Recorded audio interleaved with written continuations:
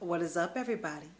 J Nell here with my UFC 181 recap video, and I hope you saw it because it was excellent. I called 6 fights instead of my usual 5, and I'm so glad I did, or else I would have went 1 out of 5. Instead, I got 2 out of 6. I've learned my lesson. I will no longer change my picks mid-prediction video. Let's get into it. First up, I chose Uriah Faber to beat Francisco Rivera, and he did, although it was controversy. Francisco Rivera was doing very well. In fact, he was winning this fight. He won the first round. He was outstriking Uriah Faber. Second round comes again. He was doing well. There was an accidental eye poke that Mario Yamasaki did not see. This eye poke, of course, backed up Francisco, and he crouched down a little bit. Uriah, being in full fight mode, took advantage, jumped on it, got a one-armed rear naked choke basically, and tapped him out. After he saw the replay, immediately he was like, oh man, you know, that sucks. We'll probably see an automatic rematch here. I don't know. Let me see how do you feel about this? Should there be an automatic rematch here? Again, it bees like that sometimes. That's just how it is. All right, let's get into the main event. Next up, I did not get this pick. I picked Abel Chiril to beat Tony Ferguson. You know, I was on the fence about this because Abel usually, he gasses sometimes, but I was kind of banking that he would get it in the first kind of 2 rounds, but he did not. He gassed early. He won the first round, but by the end of the first round, you could tell that he'd already blown his wad. Tony Ferguson is tough, man, because he got clocked. Even dropped on his butt in that first round. He weathered the storm, came back in the second, had a great pace, was out grappling him on the ground, eventually got a rear naked choke, tap, tap, tap. Great win for Tony Ferguson. That lightweight division, of course, as we all know, is stacked. Who would you like to see him fight next? Who would you, again, with the, I already said about the Uriah Faber. Let's move on. Next up, I did not get this pick either. I picked Alexander Hamilton to beat Todd Duffy. He did not. Todd has been gone for about 2 years. He had a serious illness that he had to take care of. He's back now. The skill is still there. He's dropped a lot of weight, but the boxing skill is definitely still there. He landed with a punch at the end of the first round, which totally took the legs out from underneath Alexander. He landed 2 more shots at the when he was on the ground, which he pretty much didn't even need to land. The ref got up in there. KO. Great win for Todd Duffy on his first fight back, you know, and he's a very likable guy in that post-press conference. You can tell he's just happy to be back. The heavyweight division is wide open. Who would you like to see him fight next? Next up, I got this one. I picked Travis Brown to beat Brendan Schaub, and he did. This came in the first round. You could tell from the beginning that Brendan had issues with that reach, that length of Travis Brown, which he uses so well. He fights real long. He had issues with that reach, but eventually he did take him down. But when he did, Travis was able to quickly reverse that position and get on top and able to hold him down. Even though Brendan was he was scrambling there for a minute, there was even moments where he had both feet in Travis's chest, but Travis's arms are so long, he was still able to hit him in the face, and hard. Eventually, Brendan had to give up his back. Travis took the back, flattened him out, rained down shots, ground and pound. Ref had to get up in there. Nice win for Travis Brown. Again, heavyweight division is wide open. Who would you like to see Travis Brown fight next? Next up, co-main event. And this is the fight, the pick that I changed last minute. Won't do it again. At first, I chose Showtime Pettis. Should have stuck with that. I last minute changed to Gilbert Melendez. And this was a good fight. Gilbert Melendez had a good game plan.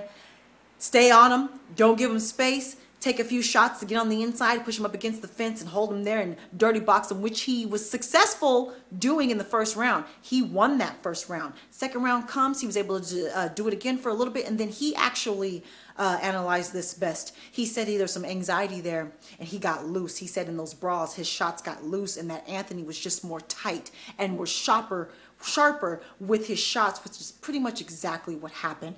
In the exchange there, Anthony was able to land an uppercut, which stunned Gilbert. Gilbert tried to go for the takedown, and in that scramble there, left his neck out.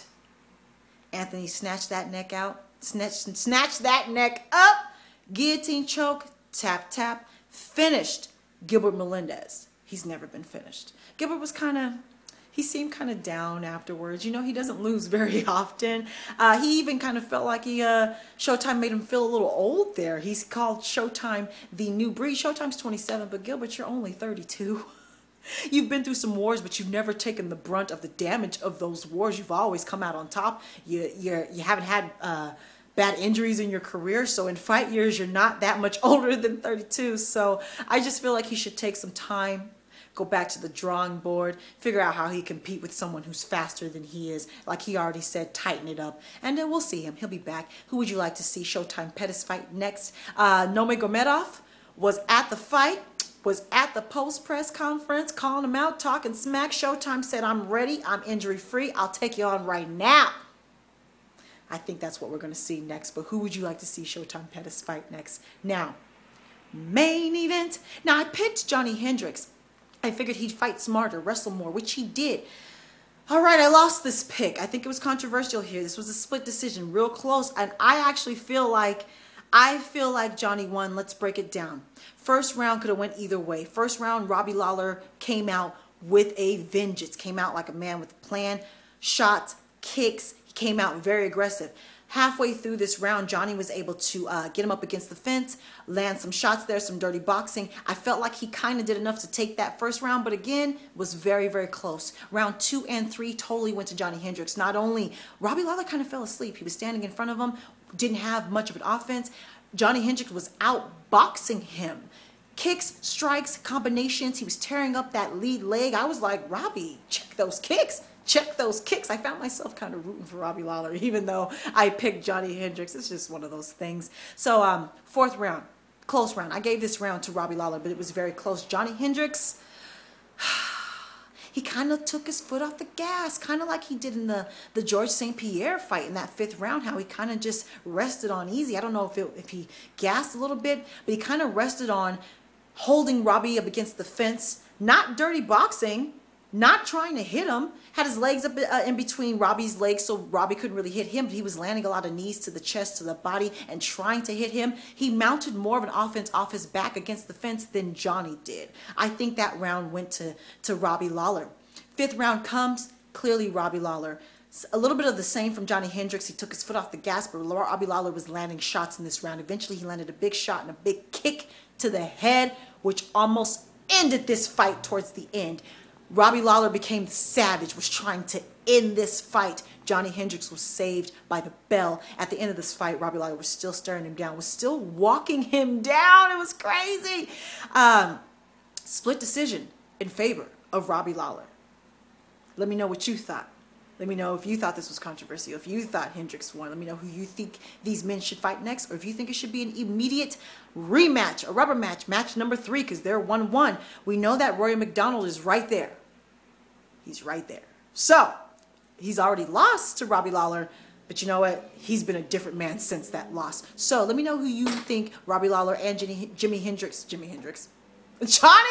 should fight next, if not an automatic match number 3.